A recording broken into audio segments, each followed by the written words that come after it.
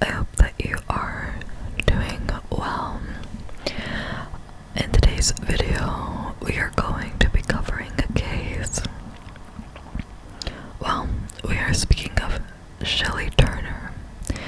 This case really shocked our community. She was a teenager, a young girl, who was so well loved, with huge dreams and the skills to make her dreams become a reality. This was someone who was destined for Olympic greatness, who came from nothing and was making something of herself in the face of horror, literally. Now, what happened to her? It shook the community, but who did it to her really shocked the community. We are basing this story, well, this is taking place in Philadelphia in 1993, but before we get into what happened, let's just get some background on who Shillie was. So, she was born in 1976, and she had an older sister. And at her church, there was a kind of like a track program for the kids. And when she was 6 years old, the love of running and sport began to really show. Now, because she was basically a baby, a kid 6 years old, they don't push kids to run the fastest or the hardest or to, do more, do better. It's really over fun for the kids to explore sport, to see if it's something that they like to do, but it's for fun. But Shillie, it really showed that this was something that she dedicated her little heart to. She just loved it. She came in first place. She was really at the beginning of her athletic career. It really sparked joy in her. Now, she started to grow up. She went to elementary school, went to high school, and in high school she joined the track and field team. Her coach's name is Tim Hickey. Now, Tim Hickey, along with all of the other students, said that Shillie was not only a great athlete, but an amazing person. She was kind to everyone, and she had a big smile on her face every day, happy to be at school with her friends. She was thoughtful. She was a great student. She got A's and B's. However, she did mention to her coach and to her friends that you have no idea what home is like. She didn't even want to go back home. It was not a safe place. Let's get a little look at what her home life was like. So she's 17 years old in 1993, and she is living at home with her mom, her little 10-year-old sister, and her stepfather. Now, a few years before, when she was in elementary school, her mom met and married her stepfather, and they moved into his house. Now, it was reported that not reported to the police at this time, but found out later that she was actually being assaulted or abused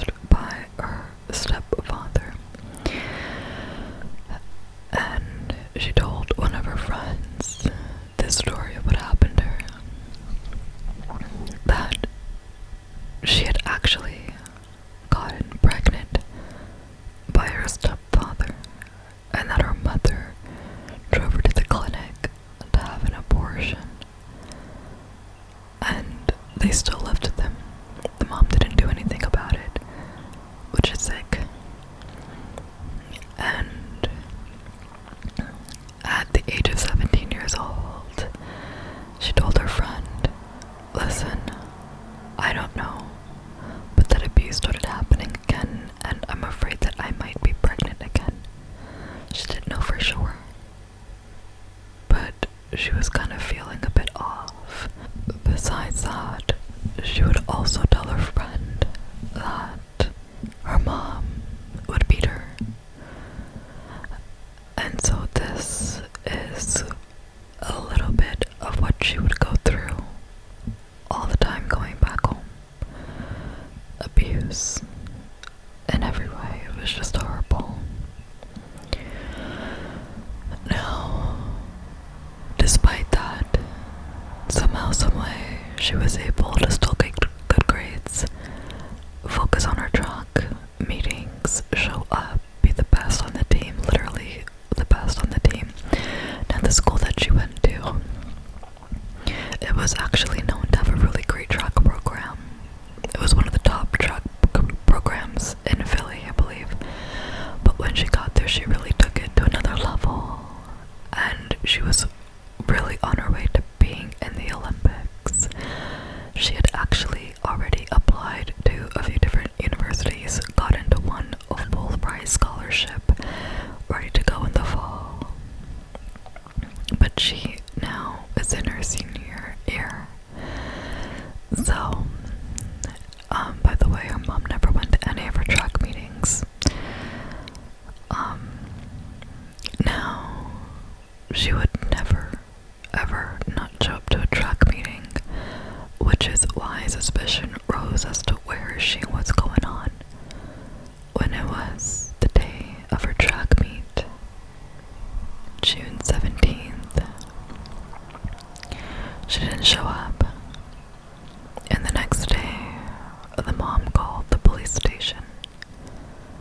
Now, apparently, what happened when the police started to question around as to what happened to Shillie, who was the last person to see her, what's going on, Shillie's best friend told the police that Shillie and her came up with a plan to tell the mom that they were going out to a party because Shillie's mom didn't want her to go to her boyfriend's house. She knew she had a boyfriend, but she would never be allowed to go to the boyfriend's house and to spend any time with him. That was her plan, to go to her house. So they told the mom that the mom was okay with this. Shillie goes to her best friend's house, and before she leaves, Shillie's best friend gives her her stepdad's jacket because it's a cool jacket. Shillie wanted to look cool, and so she took the jacket and she was like, "Don't worry, I will give you this jacket back tomorrow because of my track meet. I'm not gonna stay out late." So she went to the boyfriend's house and they just, they chatted, they watched movies or whatever, and she left at about 1 a.m., 1:30. Now this is pretty late, but she was gonna be okay to go to the track meet. The boyfriend offered her a ride back to her house, but she wasn't gonna take the risk because she couldn't have her mom find out who she was with. So she just told the boyfriend to drop me off at the bus stop. So the boyfriend took her to the bus stop, waited to watch her get onto the bus, and she went home on the bus. So he was sure that she would be okay. Now the police turned their attention to the boyfriend because they're like, oh, so this guy's the last one to see her, be with her. Let's investigate him, see what he knows, see if he has any involvement in this. So they check his story out, and they matched up with the bus driver who was on his shift that night, and he corroborates the story, saying that, yeah, this girl got on the bus. So they were like, okay, the boyfriend has no foul play, like, there's nothing going on with the boyfriend.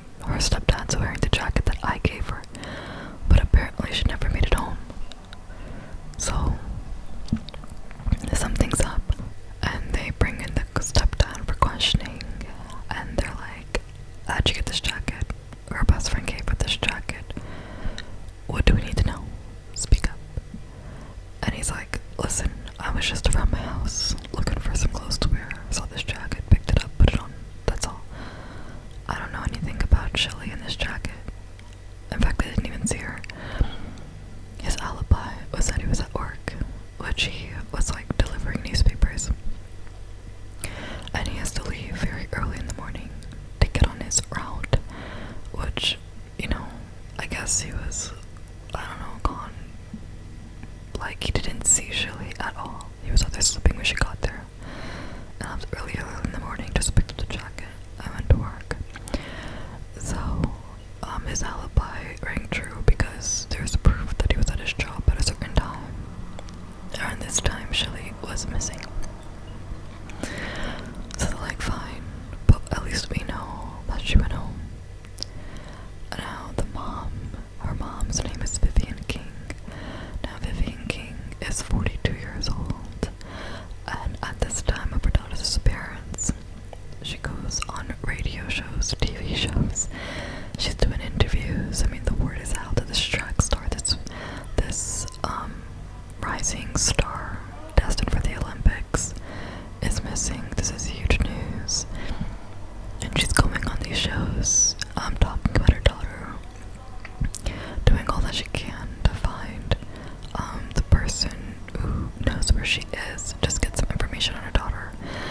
And you know what was interesting is that nobody actually went to Shillie's house or Vivian's house to offer, you know, a word of kindness, a hug, anything. They didn't offer anything to her. They didn't go visit her, because this was not a lady that you would want to visit. She was actually very friendless and very mean. Like, you know, somebody could come by with good intentions and she would be ready to take them outside and fight them. Literally, people stayed away from her. She clearly had something wrong with her. This was a cold stone woman that you couldn't get close to, you couldn't say anything to, because she would just blow up on you for no reason. So everybody in the neighborhood knew her personality and stayed very clear away from Vivian. So she's out there doing these shows and, you know, everything. And some time has gone by. This, you know, a couple weeks have passed, and still there's no sight or news of Shillie. Now, there was a man that was walking his dog in a park after like a vigil for Shillie, and he came across someone laying in the park, and there was this tarp, and he called the cops, and come to find out, I'm not gonna go into details, whatever, come to find out, it's Shillie. So they're like, okay, clearly something happened to her. It seemed like she had gotten shot. Like, it seemed that there was like defensive wounds on her hand. She was hit in the face and, you know, upper body area. And they're like, okay, well, we found her. The mom positively identified her. We need to figure out who did this to her, what happened. And so now the mom is still going out there on all these talk shows and whatever, radio shows, and she's, you know, now comes time for the funeral, and it was so airy and strange because the mom was like happily greeting people and welcome, like this is like a baptism or something, welcoming people in. Typically you're not a friendly woman, what the heck is wrong with you? She was sitting there, zero emotion on her face. She just seemed in quite good spirits, to be honest with you, which is not normal for a grieving parent. She went on the talk shows and she was giving great detail about Shillie, about how she was, and about the fact that she was covering her face when she got shot, things like this. And the radio still took a pause and was like, did you do this to your daughter?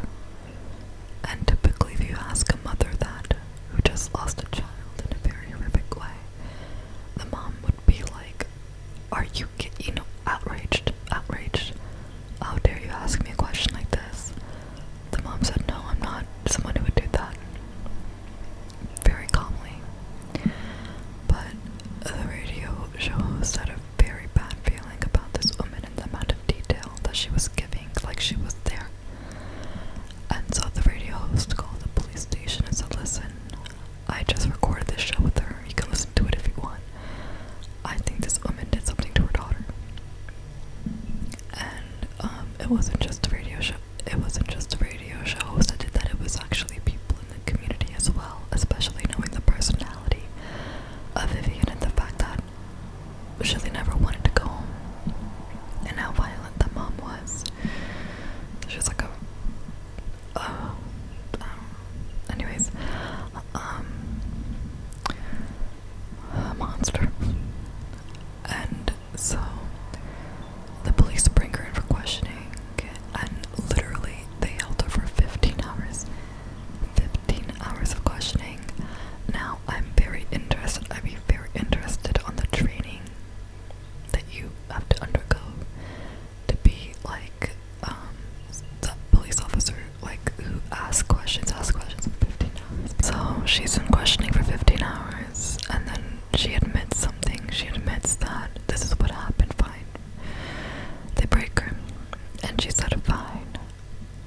This is what happened. Shillie came home around 2 a.m. I see her come in, and I'm pissed off that she came. Now, first of all, before I even see her, I'm drinking corn liquor. So what the heck is corn liquor? I've never heard of corn liquor before. Apparently, it's some kind of a whiskey. Drunk off of whiskey. And I'm angry that she's coming home so late. And I told her not to come home late like this. And she gets defensive, and she pulls out a knife, and she threatens me. And when I'm able to like get free of her, because she's like holding on to her something with holding this knife, because Shillie is like, I'm tired of you always coming after me, always on my case. I mean, this woman would beat her, would physically abuse her. Now, whether that's true or not, we don't know. This is just her story. And so she said, when I was finally able to get free of her, which wasn't hard. Vivian seems like a pretty substantial woman to a teenager. I mean, come on. Anyways, she said that I went upstairs and I grabbed my gun and I came back downstairs and I told Shillie to get in the car. I'm taking you to the police station. And Shillie said fine. She got into the car. But instead of going to the police station, Vivian drove to the park because she wanted to fight her daughter. This massive woman wanted to fight her daughter at 2 a.m. in the park. And so she tells Shillie to get out of the car. And she gets out of the car, and Vivian just smacks her across the face with the gun. And so Shillie's holding her face, and she's on the ground now because, of the force that Vivian hit her with. Can you imagine how terrifying this is?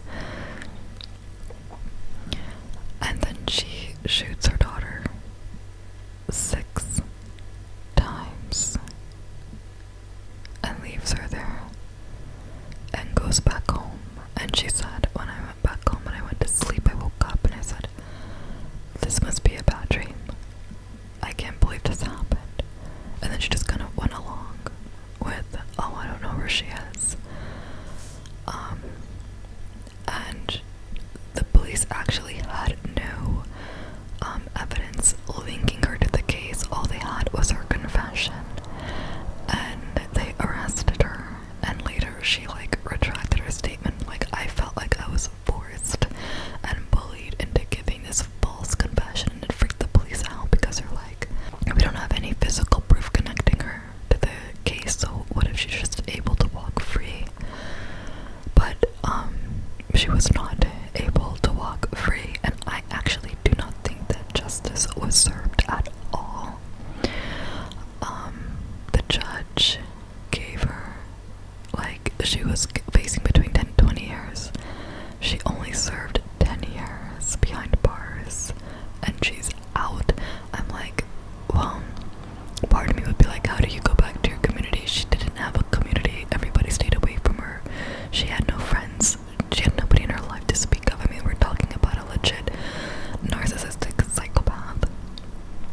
The thing with Vivian, first of all, let me talk about Shillie for a second. Shillie,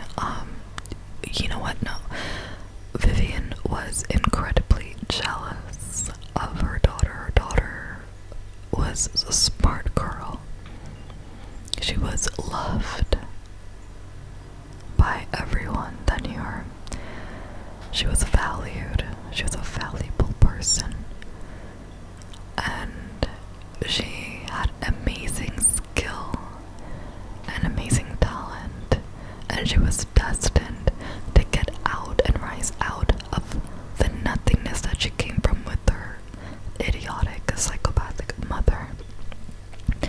And she was going to leave her mom, her neighborhood, and that place, and begin a life that was looking to be successful for her, breaking a generational curse that she grew up with her mom and creating a new life for herself. She was on her way, truly, and Vivian could not stand to see this. She was so jealous, and I think that she hated her daughter because she was everything that she could never be. I think looking at her daughter reminded her of what a failure in every area of her life that she was. Truly, it's hard to imagine a parent like this. I remember I witnessed jealousy from a parent towards a child one time. This is not something I come across that you normally come across. Depending, maybe, I don't know, I never knew, like, before, like, never thought of a parent being jealous of a child. But it's very prevalent among, like, narcissists, and I know the word narcissist is really overused and easily used, but I saw it up close and personal with a narcissistic parent that was jealous of a child and the damage that that does. But what a bright young girl. Her mother could not put her spirit out. Her mother couldn't put her light out, no matter how much she tried, because I believe that she tried to put her light out and to keep her in the darkness with her, but it wasn't going to be possible. And even after this tragedy, that community still remembers her, still grieves over her, still has her in their hearts in a way her mother would never be valued by anybody in that community at all. I'm just confused. It's like, why 10 years? Is that really justice? I mean, what is that? Why 10 years? Like, is it because they didn't have any concrete evidence? Like, the fact that they put her away, like, they had evidence enough with her confessions. Just, was it the time period? What is it? Yeah, very devastating. And who knows where her mom is now? Who knows whatever happened to her? Who cares?